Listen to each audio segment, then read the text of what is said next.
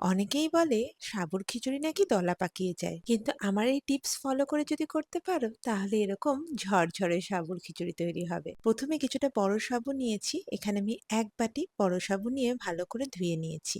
যেই বাটির মাপে নেবে সেই বাটিরই 1 বাটি জল দিয়েছি, মানে যতটা সাবু ঠিক ততটা জল।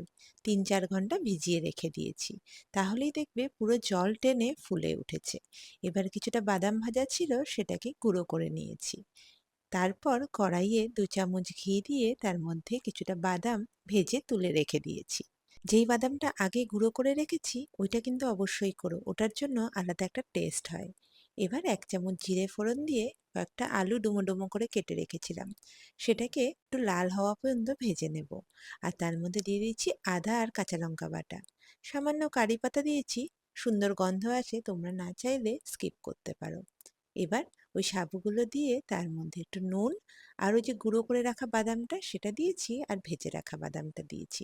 এবার ঢাকা দিয়ে মিনিট 4-5 রেখে দিয়েছি। তারপর ধনেপাতা আর লেবুর রস দিয়ে নামিয়ে নিয়েছি। দারুণ খেতে হয়।